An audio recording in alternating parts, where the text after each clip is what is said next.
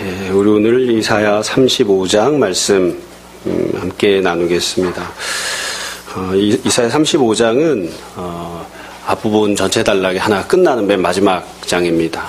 계속 이렇게 전체적인 구조가 이런 이야기를 하면 이렇게 마음을 닫으시는 분들도 계시지만 그냥 조금만 생각해 보시기 바랍니다. 우리가 28장부터 지금 35장까지를 보고 있는데요. 28장부터 35장이 어떻게 되어 있냐면 앞부분도 마찬가지였고요. 처음에는 하나님께서 이스라엘에 대해서 말씀하시고 그 다음에 열방에 대해서 말씀하시는 그런 순서로 본문이 쭉 전개가 되어 있었습니다. 그래서 28장부터도 마찬가지여서 처음에 하나님이 북이스라엘 향해서 그 다음에 남유다를 향해서 합치면 이제 이스라엘 전체죠. 이스라엘 향해서 하나님이 죄를 지적하시고 심판을 선포하시고 그들에게 어떤 구원을 약속하시는지 쭉 말씀을 하셨어요. 그게 33장까지입니다. 28장에서 33장까지가 이스라엘에 대한 내용이고 우리가 보진 않았지만 34장은 이방 나라 열방을 향한 선포입니다.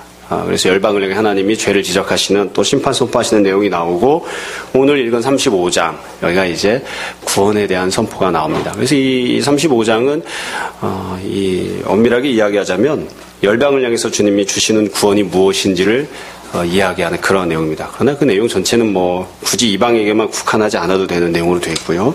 다음 주부터 보게 될 36장부터는 확연하게 문단이 나뉩니다. 36장부터는 이제 내용들이, 내러티브들이 이제 쭉 나오기 시작하거든요. 그래서 오늘 35장 하나님께서 어떤 구원에 대한 말씀을 주셨는지 앞장인 34장에서 심판을 선포하셨는데 35장 지금은 어떤 구원을 말씀하시는지에 대해서 우리가 보려고 합니다. 우선 1절부터 4절까지를 보시면 전반적인 내용이 나오고 5절부터 10절까지는 다시 한 번 더 구체적으로 상세하게 내용을 설명하는 그런 방식으로 되어 있습니다. 먼저 1절부터 4절까지를 보겠습니다. 1절에 보시면 광야 메마른 땅이 기뻐하며 사막이 백합화 같이 피어 즐거워하며 무성하게 피어 기쁜 노래로 즐거워하며 이렇게 되어 있습니다. 그러니까 현재 상황은 광야이고 메마른 땅이고 사막에 불과한 거예요. 그러니까 기쁘고 즐거울 일이 하나도 없겠죠. 그런데 그와 같은 상황에서 하나님이 은혜를 주셔서 기쁨을, 즐거움을, 노래를 주시겠다 그렇게 말씀을 하십니다. 이게 진짜로 광야, 메마른 땅, 사막을 향해서 이렇게 말씀하시는 것이기는 한데 우리가 인생을 살다 보면 그런 광야 같은 인생을 만나곤 합니다. 또 광야를 거쳐가야 하는 그런 때들도 있고요. 아무리 풍요롭고 넉넉하게 사는 사람도 일정 부분들에 대해서는 메마른 땅과 사막과 같은 그런 부분들이 다 있기 마련이죠. 그렇죠? 그래서 어떻게 보면 이 내용이 다 우리들 모두에게 적용이 되는 그런 부분이라고 할 수 있습니다. 여러분, 광야와 사막과 메마른 땅은 왜 생겼을까요? 물론 성도가 믿음으로 사는데도 연단받기 위해서 생겼을 수도 있지만 그러나 지금 이 광야와 메마른 땅과 사막은 하나님께 죄를 범해서 그 대가를 받아서 형벌로 심판으로 광야가 생긴 겁니다. 사람마다 조금 입장이 다르기는 합니다만 하나님께서 처음에 천지를 창조하셨을 때에 사막을 만드셨을까? 광야를 만드셨을까? 그러니까 애당초 처음부터 하나님이 이 천지를 만드실 때 사막도 있었는데 그러다 이제 사람이 거기로 쫓겨난 것이 이렇게 볼 수도 있고 아니면 처음에 만드실 때는 사막이나 광야는 만든 적이 없었는데 인간이 죄를 범한 이후에 형벌로서 사막과 광야가 생긴 것이 아닌가 그렇게 볼 수도 있습니다. 이건 정확하게 이야기할 수는 없어요. 여하튼 이사야서에서는 사막과 광야가 생기는 이유는 심판을 받아서 그렇습니다. 몇 번 말씀드린 적이 있습니다만 루터는 모기가 너무너무 싫었나 봐요. 그래서 창세기 주석을 보면 뭐라고 써놨냐면 하나님은 모기를 만드신 적이 없다. 근데 인간이 범죄한 다음에 인간을 괴롭히기 위해서 모기가 생겨난 것이다. 이렇게. 그러니까 이 사막과 광야와 메마른 땅도 처음부터 있었던 것인지 아니면 죄의 대가로 생겨난 것인지 모르겠습니다. 물론 내가 개인적인 죄를 범했기 때문에 내 삶의 주변이 사막과 광야로 변하기도 하지만 나는 죄를 범한 적이 없어도 선배들이 또 조상들이 죄를 범해서 이런 일이 생길 수도 있죠. 여하튼 누군가가 죄를 범했기 때문에 아담이 죄를 범했건 누가 죄를 범했건 죄를 범했기 때문에 하나님이 만드시지 않았던 질병이 죽음이 이 땅에 들어온 건 분명한 사실이거든요. 그래서 우리가 어떤 질병을 만나게 되면 내가 어떤 구체적 죄를 지어서 그 질병을 당한 것이 아니라 하더라도 여하튼 죄의 결과로 들어온 질병을 당하는 것이니까 이 사막이든 광야든 메마른 땅이든 다 죄와 형벌로 인해서 만나게 되는 그런 현실들을 이제 보여줍니다. 자, 그러면 이런 현실 속에서 하나님께서 구원을 베푸시겠다 말씀을 하시고선 3절 4절에 보시면 그럼 하나님께서 구원을 베푸시기까지 이 약속을 갖고 있는 거예요. 현실은 아직 사막인데 그 구원을 우리가 누리게 될 때까지는 뭘 하고 있어야 되는가 그 내용이 나옵니다. 3절에 보시면 너희는 약한 손을 강하게 하며 떨리는 무릎을 굳게 하며 이렇게 돼 있죠. 그러니까 현재 상황은 내가 약한 손과 떨리는 무릎만 갖고 있는 거예요. 약한 손과 떨리는 무릎. 여러분은 여러분 손이 강하다고 혹시 생각하는 분이 있을지도 모르겠어요. 저는 한 번도 강한 손을 갖고 있다 생각해 본 적이 없어서 약한 손, 떨리는 무릎. 그리고 이렇게 누군가 두려운 대상을 만나거나 혹은 높은 사람을 만나서 무릎이 바들바들 떨리는 그런 경험을 해보신 적이 있습니까? 저는 여러 번 있습니다. 어떤 분들은 조진 목사는 간이 배 밖으로 나와서 절대로 두렵거나 떨리지 않을 거라고 생각하는 분도 계시는데 안 그렇습니다. 제가 연약한 남자인지라 가끔 이렇게 무릎이 떨릴 때도 있습니다. 이 장롱만 한번 들어도 그 다음에 아침 일어나려고 하면 무릎이 바들바들 떨리는 판국이니까. 여하튼 이게 현실이에요. 현실인데 그게 현실이지만 굳게 하라, 강하게 하라, 굳게 하라. 그것 때문에 바들바들 떨고 두려워하지 말고 강하게 하고 굳게 하라. 뿐만 아니라 너만 그렇게 강하게 하고 굳게 하는 게 아니라 4절에 보시면 겁내는 자들, 너랑 똑같은 사람들이죠. 너랑 똑같이 힘없는 사람들, 그 겁내는 자들에게 이르기를 굳세어라, 두려워하지 마라. 보라, 너희 하나님이 오사 보복하시며 갚아주실 것이라. 하나님이 오사 너희를 구하시리라 하라. 그러니까 나만 믿음을 갖고 있는 것이 아니라 내 주변에 있는 나와 비슷한 형편인 사람들에게 괜찮아. 믿음을 가져라. 하나님이 다 준비하시고 인도하실 거야. 하나님이 인도해 주시고 하나님이 구원을 베풀어 주실 거야. 괜찮아. 두려워하지 마. 그렇게 격려하라는 거예요. 그러니까 너도 믿음을 가지고 주변에 있는 사람들에게도 믿음 가질 것을 격려하라. 그렇게 말씀하십니다. 이게 전반부에 나오는 이제 하나님께서 하시려고 하는 말씀을 이렇게 다 묶어놓은 내용이에요. 결국 여기서 하시고 싶은 얘기를 다 했습니다. 오늘 제가 설교 시간에 하려고 하는 내용도 태반은 다 한 겁니다. 현실은 어떠합니까? 사막에 불과하고 메마른 땅에 불과하고 광야에 불과하지만 그래서 기쁘고 즐거운 일이 하나도 없지만 하나님께서 구원을 주시고 하나님께서 회복을 시켜주실 것이기 때문에 기뻐하라, 즐거워하라. 그리고 그것으로 인하여 현실로 인하여 두려워하거나 떨지 마라. 그렇게 말씀하십니다. 여러분 삶을 살면서 우리가 대수롭지 않게 생각하지만 사실 기쁨이 있고 즐거움이 있고 노래가 있다고 하는 것이 얼마나 감사한 일인지 모릅니다. 여러분 가장 최근에 부른 노래가 무엇인가? 가장 최근에 흥얼흥얼거린 노래가 무엇인가 한번 생각을 해보십시오. 혹시 노래 하나도 안 부르고 그냥 삭막하게 광야처럼 살고 있는 것은 아닌가? 잘 한번 생각해 보시기 바랍니다. 자, 그러면 이와 같이 구원을 주시면 도대체 어떤 결과들이, 어떤 세상이 펼쳐지는가, 어떤 일들을 우리가 누릴 수 있다는 것인가, 이걸 하나님이 다시 한 번 더 구체적으로 상세하게 설명을 하셨습니다. 그래서 이 본문에 보시면 5절부터 세 가지 구원이 나타날 것이라고 하나님이 말씀하십니다. 첫 번째가 5절, 6절입니다. 구체적인 결과죠. 5절 제가 읽어드리겠습니다. 그때에 하나님이 구원을 베푸실 때에 맹인의 눈이 밝을 것이며 못 듣는 사람의 귀가 열릴 것이며 그때에 저는 자는 사슴같이 뛸 것이며 말 못하는 자의 혀는 노래할 것이다. 여기 보시면 안 못 보는 맹인, 듣지 못하는 사람, 말 못하는 사람, 저는 사람, 이런 사람들이 나옵니다. 이제 장애인들이 나오는 거죠. 불구들이 나오는 겁니다. 옛날 성경에는 뭐라고 했냐면 병신들이라고 써놨습니다. 우리가 흔히 얘기할 때 이게 장애인, 불구자, 참 온전하게 살지 못하는 그런 사람들이 등장을 해요. 그 사람들을 하나님께서 눈을 뜨게 해주시겠다. 귀를 열어주시겠다. 그냥 뛰는 게 아니라 사슴같이 뛰게 해주시겠다. 그렇게 약속하셨습니다. 이와 같은 구원을 주신다는 거예요. 여러분 아마 장애를 갖고 있지 않은 사람들은 이게 얼마나 감격스러운 선언인지 그리고 얼마나 믿기 어려운 말인지 잘 실감을 못하지 않을까 싶습니다. 혹시 장애를 갖고 계신 분, 저희 교회는 없죠. 우리 한국 사회 10%가 장애인이라고 하는데 우리 교회는 성도 중에 10%가 장애인이 되어야 정상인데 없죠. 그러니까 이 정상인들이 장애인 되라고 지금 말씀드리는 건 아닙니다. 장애인들도 예수님 믿고 교회 나와야 되는데 그렇지 못한 거예요.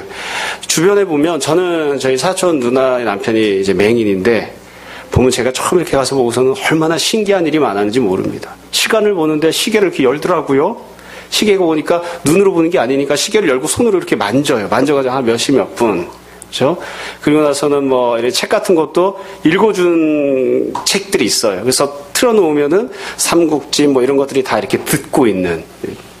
맹인이 얼마나 힘들게 사는지 모릅니다. 맹인이 태어날 때부터 맹인도 있지만 중간에 맹인되는 사람들도 많거든요. 그렇죠? 그래서 조금이라도 볼 수 있으면, 희미하게라도 볼 수 있으면 이렇게도 수술하고 저렇게도 수술해서 어떻게든 보고 싶어하는 그게 이 사람의 마음이죠. 그럼 어쩔 수 없이 누구나 다 마찬가지죠. 여러분 소아마비를 여러분 주변에 혹시 보신 적 있습니까? 소아마비를 앓은 사람. 그래서 쩔뚝이거나 잘 제대로 걷지 못하는 사람. 제가 이제 목사님들 중에 제 동기 목사님들이나 아는 목사님들 중에 소아마비인 분들이 몇 분 있거든요. 소아마비이신 분들은 한 번이라도 어떻게든 수술을 받아서라도 조금이라도 좀 더 편안하게 걷기를 매우 원하십니다. 근데 이게 저는 사람, 힘든 사람이 휠체어를 타고 다니던 사람이 벌떡 일어나서 뛰어다니는 정도가 아니라 사슴처럼 뛰어다니는 그런 은혜를 베푸시겠다. 이건 어마어마한 그런 은혜를 하나님께서 약속하시는 거예요. 뿐만 아니라 이와 같은 장애들이 갖고 있는 문제가 있습니다. 그게 뭐냐면 몸이 불편하다는 것뿐만 아니라 이건 지금 구약시대잖아요. 장애인들은 하나님 앞에 나갈 수가 없습니다. 이방인은 하나님 앞에 나갈 길이 있습니다. 할례를 받고 율법 지키겠다고 맹세하고 언약 백성이 되면 태생이 이방인이라 할지라도 하나님 앞에 나갈 수 있습니다. 그러나 장애인은 이방인이건 유대인이건 하나님 앞에 나갈 수가 없습니다. 은혜 받는 자리에 나갈 수가 없어요. 성전에 갈 수가 없어요.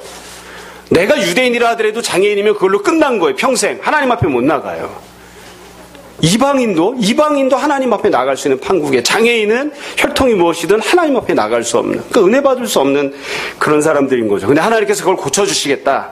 이게 지금 첫 번째 말씀하시는 거예요. 여러분, 이 내용은 처음에 말씀드린 것처럼 이방인들을 향해서 말씀하시는 구원의 내용인데, 앞부분에 보시면 남유다 백성들에게도 이와 같은 말씀을 주신 적이 있습니다. 그래서 하나님께서 이방인들에게도 유다와 똑같은 은혜를 주시겠다고 말씀하시는 거예요. 자, 하나님이 구원을 주시면, 회복을 주시면 어떤 일이 벌어지는가? 두 번째가 6절 뒷부분부터 나옵니다. 6절 뒷부분부터 보시면 광야에서 물이 솟겠고 사막에서 시내가 흐를 것임이라. 뜨거운 사막이 변화에 못이 될 것이며 메마른 땅이 변화에 원천이 될 것이며 승냥이 눕던 곳에 풀과 갈대와 부들이 날 것이며. 이게 두 번째 은혜입니다. 두 번째 은혜는 삶의 환경이 바뀌는 거죠. 그래서 지금 눈앞에는 광야만 있는데 광야에 물이 솟는 거예요. 그냥 한 번 먹을 물, 하루치 먹을 물이 있는 게 아니라 물이 솟구쳐서 콸콸콸 흐르는 거죠. 또 사막에 강물이 생겨요. 강물이 생기는데 그냥 한 번 쓱 지나가고 마는, 그냥 와디가 있고 마는 게 아니라 한번 거기 물이 있었구나, 물이 지나간 흔적이 생기는 그런 와디만 있는 것이 아니라 거기에 시내가 있어서 계속 물이 흘러가는, 강물이 있어서 물이 계속 흘러가는 그와 같은 은혜를 베푸시겠다. 승냥이나 눕고 승냥이나 왔다 갔다 하던 곳에 풀과 갈대와 부두리를 하나님께서 주시겠다. 그렇게 말씀하십니다. 여러분, 이스라엘 백성들이 출애굽을 해서 광야 생활을 40년 했죠. 그러다 가나안 땅에 들어갔는데 광야 생활을 하는 40년 동안 하나님께서 먹을 것을 주시고 마실 것을 주시고 입을 옷을 주시고 하나님께서 불기둥과 구름기둥으로 인도를 해주셨습니다. 그래서 하나님께서 이스라엘 백성도 아무도 굶어 죽지 않게, 아무도 상하지 않게 그렇게 지켜주셨죠. 불순종해서 죄 때문에 심판받아 죽은 사람은 있어도 굶어 죽을 사람은 없었다고요. 근데 바로 그 이스라엘 백성들을 향해서 모세가 설교했던 내용이 우리가 아는 모세오경입니다. 창세기, 출애굽기, 레위기, 민수기, 신명기가 광야 생활하는 이스라엘 백성들에게 설교했던 내용이거든요. 이스라엘 백성들의 광야에서 뭐가 제일 필요했을까요? 물이 제일 필요한 거예요. 물이 제일 필요했다고요. 그런 이스라엘 백성들에게 모세가 설교하면서 에덴 동산에 대한 얘기를 했죠. 에덴 동산이 어떤 곳이냐? 물이 흥건하게 넘쳐나는 곳이다. 너희가 알고 있는 가장 유명한 큰 4개의 강의 근원이 에덴 동산에 있었다. 에덴 동산에서 강 4개가 전 세계를 향해서 흘러나가는, 그래서 물이 넘쳐나는 곳, 그리고 거기에는 아름다운 과실수들이 너무너무 풍성하게 많이 있는 곳, 그렇게 에덴 동산을 설명한 거예요. 그러니까 이스라엘 백성들이 광야에서 에덴 동산 얘기 들으면서 무슨 생각을 했겠어요? 우리가 지금 살고 있는 곳, 우리가 지금 있는 곳은 광야에 불과한데 에덴으로 갔으면 좋겠다. 에덴 동산 갔으면 얼마나 좋을까, 그런 생각을 했겠죠. 그리고 그들 향해서 모세가 약속을 하잖아요. 하나님 말씀대로 내가 너희들에게 젖과 꿀이 흐르는 아름다운 약속의 땅으로, 가나안 땅으로 데리고 가마. 그러니까 이스라엘 백성들이 에덴 동산 가는 것 소망하듯이 가나안 땅을 바라보고 광야 생활한 거예요. 아마 그 사람들에게는 이 광야의 샘이 솟구치고 강물이 흐른다고 하는 게 무슨 뜻인지 참 실감나지 않았을까 싶어요. 우리는 광야 생활을 해본 적이 없잖아요. 대한민국은 땅덩어리가 좁아서 광야가 없습니다. 사막도 없고요. 어딜 가든지 물이 흥건하게 넘쳐나는, 우리나라가 물 부족 국가라고 그러는데 잘 모르겠습니다. 물이 흥건하게 넘쳐나는 그런 곳인지라. 근데 이 말씀을 듣고 있는 이스라엘 백성들은 이게 실감날 것 같아요. 광야 생활도 했고 나라 안에 광야도 있고, 그런데 그곳들이 변하여 다 샘솟는, 그리고 강물이 흐르는 그런 곳이 되게끔 하시겠다고 하시니까, 이게 어려운 일을 겪은 사람들이 은혜가 무엇인지 압니다. 어려운 일을 겪은 사람들이. 자, 그래서 하나님께서 약속하신 두 가지 내용을 정리를 하자면 이렇게 되어 있습니다. 처음에는 구원받는 사람들을 바꿔주시는 거예요. 장애인에 불과하지만 그들의 눈을 뜨고 귀를 듣게 하시고 말을 하고 뛰어다닐 수 있게끔 은혜를 베푸시고, 두 번째로는 삶의 환경을 바꿔주시는 거예요. 광야가 다 꽃이 피는, 또 광야가 생물이 솟구치는 그런 것이 되게끔 하시겠다고 그렇게 말씀해 주셨습니다. 마지막 세 번째로 하나님이 베푸시는 구원의 결과가 8절부터 10절에 나옵니다. 8절부터 10절에 나오는 내용이 순서도 맨 뒤에 있지만 제일 중요합니다. 여러분 8절부터 10절 보시겠습니다. 8절에 보시면 거기에 대로가 있다. 그리고 그 길을 거룩한 길이라 일컫는 바 되리니 깨끗하지 못한 자는 지나가지 못하겠고 오직 구속함을 입은 자들을 위하여 있게 될 것이라. 우매한 행위는 그 길로 다니지 못할 것이며 거기에는 사자가 없고 사나운 짐승이 그리로 올라가지 아니하므로 그것을 만나지 못하겠고 오직 구속함을 받은 자만 그리로 행할 것이며. 세 번째 내용은 하나님께서 대로를 주시겠다는 겁니다. 대로를, 큰 길을. 대로가 이게 어느 정도 큰 길인지는 잘 모르겠습니다. 제가 알고 있는 제일 큰 길은 16차선. 더 큰 길인지 어쩐지는 모르겠습니다. 여튼 대로를 하나님이 광야에 만들어 주시는 거예요. 근데 이 대로를 설명했는데 이 설명을 우리가 신경 써서 잘 봐야 됩니다. 여러분 이 대로를 뭐라고 부른다고요? 거룩한 길이라 이렇게 부른다고 그렇게 되어 있습니다. 그러니까 거룩한 길이라고 했으니까 거룩한 대로가 있는 거예요. 광야에 거룩한 대로가 있는 거예요. 여러분 대로가 있으면 해결되는 것들이 몇 가지가 있습니다. 우선 어디로 가야 하는지를 고민하지 않아도 됩니다. 그 길 따라가면 되니까. 이스라엘 백성들이 지금 그럴 수도 있고요. 나중에 포로로 끌려갈 수도 있습니다. 여튼 나라가 망하고 포로로 끌려가거든요. 자기가 한 번도 간 적 없는 곳으로 어디를 거쳐서 가는 곳인지 알 수도 없는 길을 거쳐서 나라 망하고 포로로 끌려갈 겁니다. 돌아갈 때 어떻게 돌아가야 될까요? 가본 적이 없다고요. 태어날 때부터 노예로 태어나서 이 메소포타미아 지역에서 계속해서 포로 생활하고 노예로 생활했어요. 어떻게 돌아가는 거죠? 가나안으로? 인도해 주는 사람이 없으면 갈 방법이 없어요. 근데 하나님께서 너희가 돌아가고 싶을 때에, 너희가 돌아가야 할 때에 어디로 가야 할지 모르지만 가는 중간에 광야가 있지만 하나님께서 어떻게 하신다고요? 대를 뻥 하고 뚫어놔서 이 길로 그냥 쭉 가면 돼. 어디로 가야 할지 고민 안 해도 돼요. 이 길로 그냥 쭉 가면 돼. 알려주시는 거예요. 그런 은혜를 베풀겠다고 하시는 거예요. 뿐만 아니라 더 중요한 건 이 길을 거룩한 길이라고 부른다는 거예요.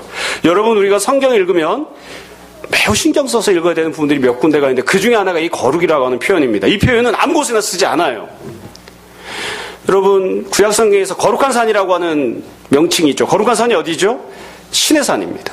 왜 신의 산이 거룩한 산이죠? 하나님이 거기에 임재하셨기 때문에 그곳을 거룩한 산이라고 합니다. 거룩한 성은 어디죠? 예루살렘입니다. 왜 그곳을 거룩한 성이라고 하는 거죠? 하나님이 임재하시는 성전이 거기 있기 때문에 예루살렘을 거룩한 성전이라고 하는 거예요. 그러니까 하나님께서 계신 곳, 하나님께서 임재하시는 곳, 그걸 거룩이라고 하는 표현을 써서 수식을 한다고요. 그럼 지금 여기에 나오고 있는 거룩한 길이라고 했죠. 이 길이 왜 거룩한 길일까요? 그 길은 다이아몬드로 깔려있기 때문에, 금으로 깔려있기 때문에? 아니에요.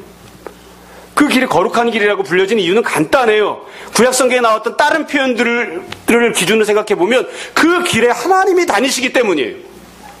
그 길에 하나님이 거닐고 계시기 때문에, 그 길을 통해서 가면 하나님을 만나고 하나님께 도달할 수 있기 때문에 그 길을 거룩한 길이라고 부르는 거예요.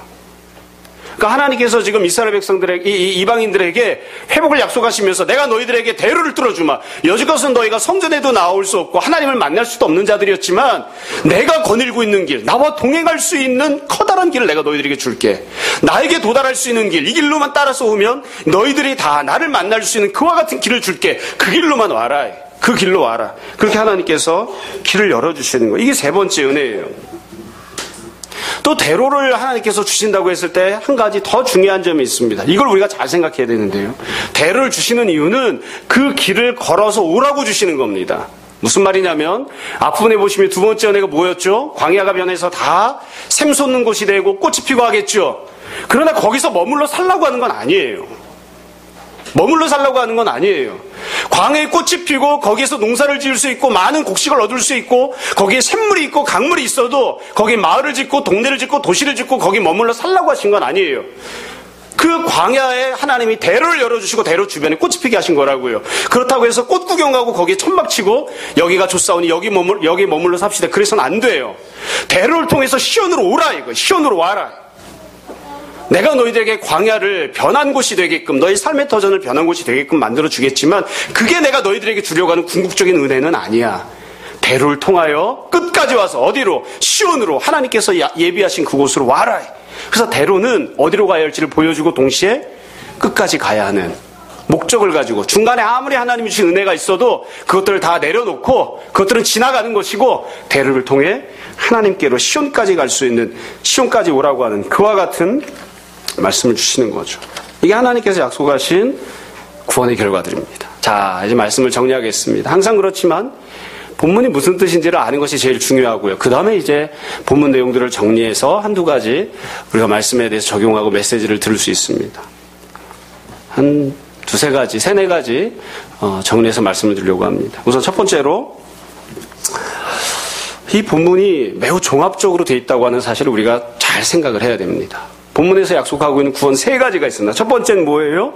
맹인이 보는 겁니다. 그렇죠? 내가 구원받는 거. 이방인이었던 내가 구원받아서 내 힘으로는 고칠 수 없었던 나의 장애들을 고침받고 회복을 누리는 그게 첫 번째 구원이에요. 두 번째는 광야가 꽃이 되는 겁니다. 광야가 강물이 솟구치는 곳이 되는 그것이 삶의 터전이 바뀌는 곳이고 세 번째는 대로가 열리는 거예요. 여러분 잘 생각해 보십시오. 맹인이 눈을 떴습니다. 왜 눈을 뜬 걸까요? 하나님 왜 맹인의 눈을 뜨게 하신 거죠? 왜 말 못하는 사람이 입을 열어주신 거죠? 하나님께서 맹인의 눈을 뜨게 해주신 이유는 길거리 가고 있는 예쁜 여자 종아리 쳐다보라고 맹인 눈 뜨게 해주신 게 아니에요. 물론 그런 은혜를 누릴 수도 있습니다. 그러나 그거 보라고 한 게 아니에요. 눈을 떴어요. 눈을 떠서 뭘 보라는 거죠?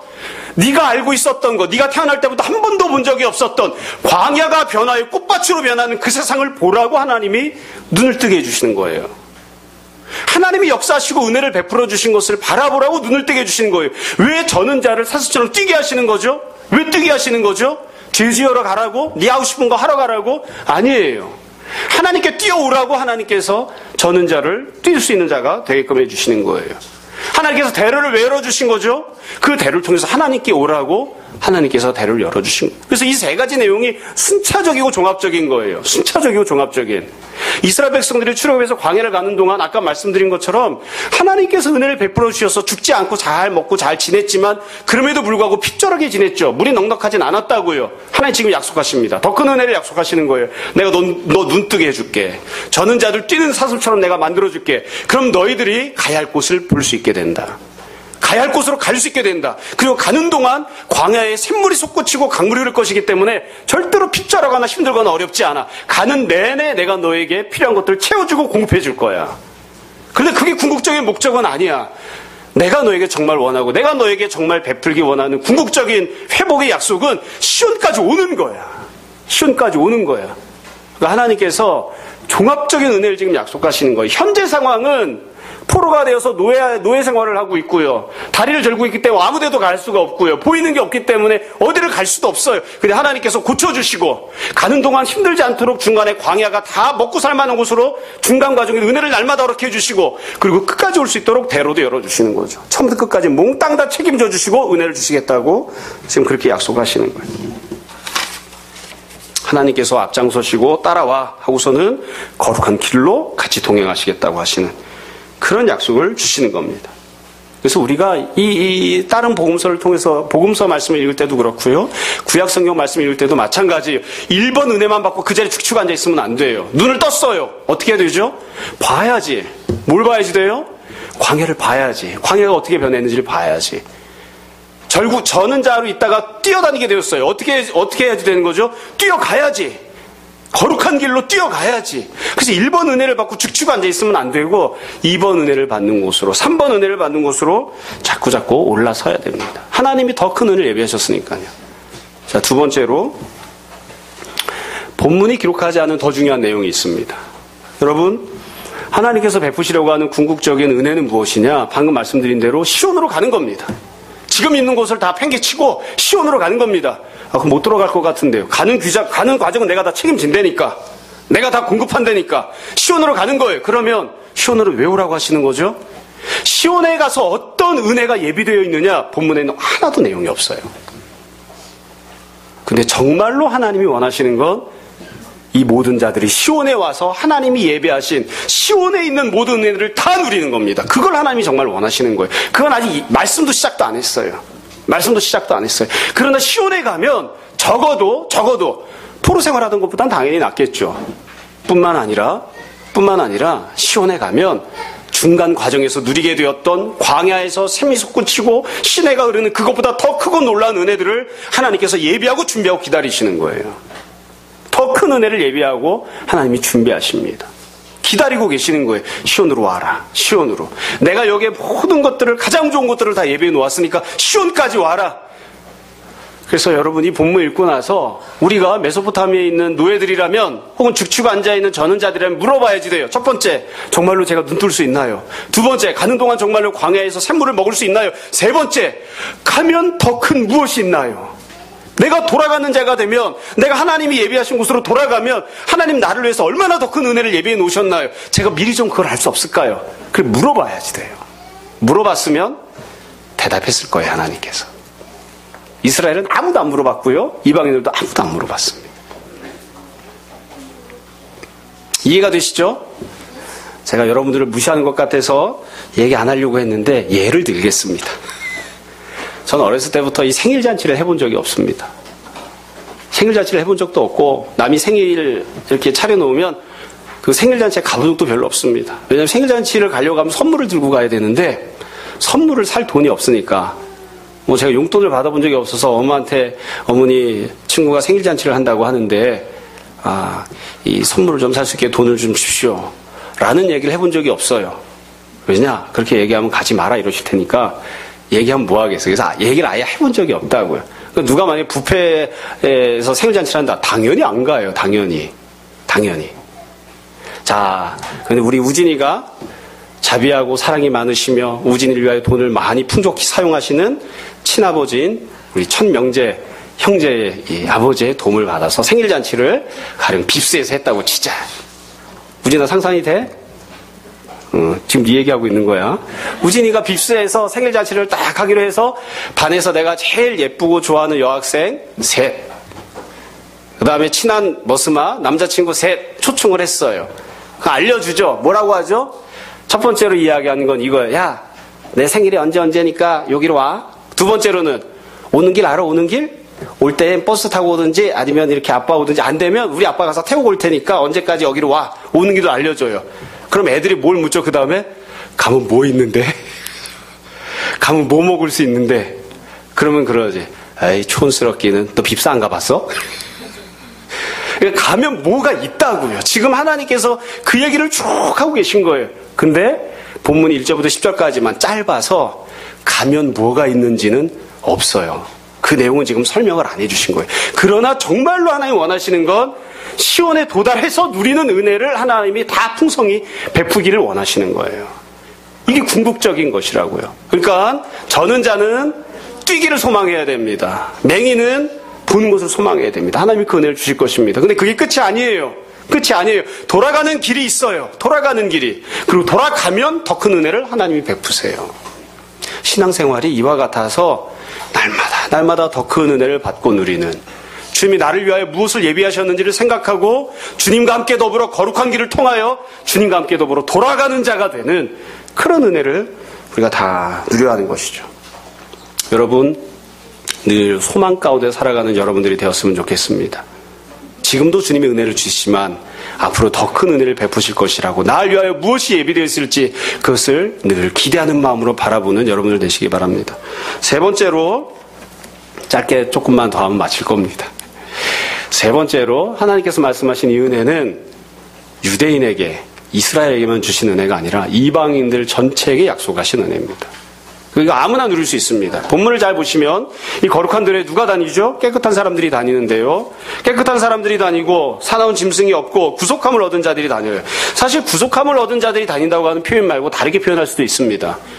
혈통상 아브라함의 후손들만 다닌다 이렇게 하든지, 아니면 믿음이 출중한 자들이 다닌다고 하든지, 11조를 한 번도 빼먹지 않고 한 놈들이 다닌다고 이렇게 하든지, 율법 잘 지키는 사람들이 다닌다고 하든지, 아니면 할례 받은 자들이 다닌다고 하든지, 여러 가지로 다르게 표현할 수 있어요. 근데 하나님 그렇게 말씀 안 하셨죠? 지금 이거 이방인들 대상으로 선포하는 겁니다. 누구든 이스라엘 백성도 누리지 못했던 가장 큰 은혜를 누구든, 그 사람이 이방인이든 누구든, 할례를 받았던 받지 않았던, 11조를 하건 안 하건 여하튼 내가 그들에게 다 아무 조건 없이 다 은혜를 베풀겠다. 그 은혜를 받고자 하는 자들에게, 하나님께서 구속을 베푸시는 자들에게 그 은혜를 허락하시고 공급해 주시는 거예요. 누구든 그 은혜를 다 받을 수 있어요. 돌아오는 자가 되는 자들에게. 돌아오는 자가 되는 자들에게. 마지막 네 번째로 이 한 가지만 말씀드리고 오늘 말씀을 마무리하겠습니다. 이런 본문을 읽을 때마다, 그리고 설교를 준비할 때마다 늘, 여러분도 마찬가지일 거예요. 늘 생각하는 게 있습니다. 이게 성취가 되는가? 성취가 안 되면 이거 다 말짱 도루묵이잖아요. 그렇죠? 거짓말이잖아요. 이게 성취가 되는가? 그리고 가만히 이렇게 생각해 보면 우리가 너무나 잘 아는 대답이 있어요. 교회에서 어떤 질문을 했을 때 모르면 항상 정답은 뭐죠? 예수님입니다. 이거 성취가 됐나요? 성취된 적이 없어요. 누가 성취하시죠? 예수님이 성취하시는 거예요. 여러분, 다윗이 왕이 됐습니다.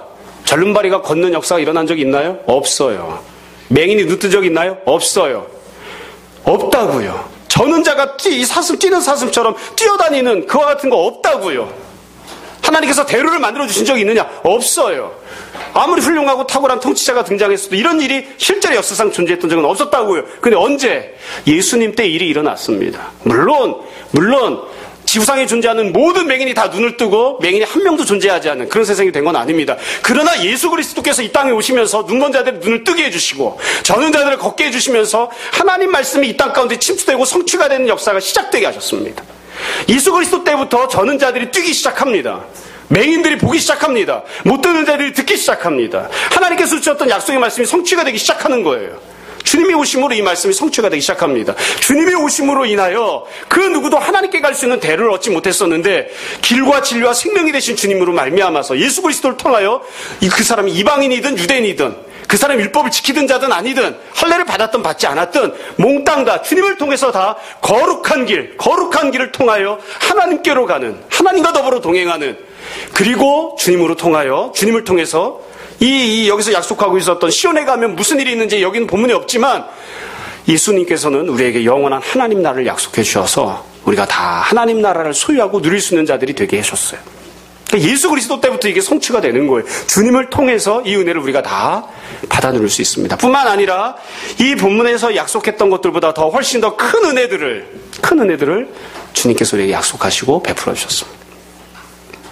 중간에 가는 동안 대로가 있죠. 강물이 넘쳐나죠. 그러나 죄사함을 줄 것이라고, 하나님 나라의 평안을 줄 것이라고 약속한 적이 없었어요. 그런데 주님께서 오셔서 지금 우리가 주님과 더불어 지내는 동안에도 죄사함을 누리게 하시고 예수 그리스도를 영원한 친구를 얻게 하여 주시고 하나님 나라의 평안을 얻게 하시고 뿐만 아니라 그 길이 다 끝나서 주님 앞에 도착했을 때에 우리가 이루 형언할 수 없는, 우리가 다 알지 못했던 크고 놀라운 은혜들을 주시고 우리들에게 베풀어 주십니다. 말씀을 정리하겠습니다. 삶을 살면서 만약에 기쁨이 없고 즐거움이 없고 노래가 없으면 얼마나 삭막할까 싶습니다. 지난주에 말씀드린 것처럼 가끔 노래합니다. 저도 가요도 부르고요, 복음성가도 부르고, 목사님들이랑 이렇게 얘기하다가 천국에 가면 가요가 없다는데 너무 슬프지? 목사들끼리 하는 얘기예요. 천국에 가면 이문세 노래는 들을 수 있게 해주면 좋겠어. 목사님들이 이렇게 그런 얘기 하거든요. 여하튼 기쁨이 없고 즐거움이 없다면, 노래가 없다면 얼마나 인생이 삭막할까. 근데 우리가 그렇게 사는 사람이 참 많습니다. 여러분, 사람이 살려고 하면 당분이 필요하죠. 단맛이 필요합니다. 단맛이 필요해요.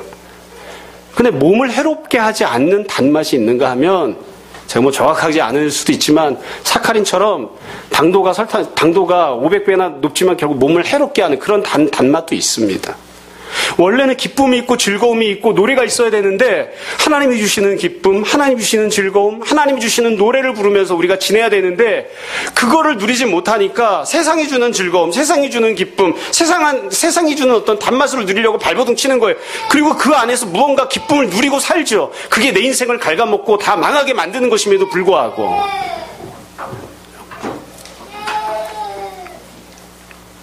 예수님을 통해서 누리는 기쁨, 예수님을 통해서 누리는 즐거움, 예수님을 통해서 누리는 그런 노래, 그런 것들이 우리 삶 속에 늘 풍성하게 넘쳤으면 좋겠습니다. 결혼할 때의 가정을 향해서도 그렇게 이야기를 하잖아요. 부인을 보면 기쁘고, 부인을 보면 즐겁고, 집에서 나와서 키우는 아이들을 보면 노래가 나오고, 그런 인생을 살아야 되는 거예요. 근데 거기서 즐거움을 누리지 못하니까 어떻게 해요? 밖에 나가서 술 마시고, 밖에 나가서 딴짓하고, 길거리 다니는 여자들이나 쳐다보고 앉아있고, 인생이 망한 거죠. 이사야 35장을 통해서 주님께서 잃어버렸던 자들에게, 돌아와야 하는 자들에게 돌아오라. 네가 돌아올 수 있는 힘을 내가 너에게 주고, 네가 돌아오는 과정 속에서도 내가 너에게 은혜를 주고, 돌아오면 네가 나를 만날 것이야. 그리고 내가 너를 위하여 아직 너에게 약속하지 않은, 아직 내가 너에게 말해주지 않은 더 크고 놀라운 은혜를 다 준비해 놓았다. 돌아오는 자가 되라. 우리가 늘 그 은혜의 말씀을 소망하고 주님을 통하여 그 은혜의 말씀이 우리 삶 가운데 풍성히 성취되는 것을 누리는 귀한 성도의 삶을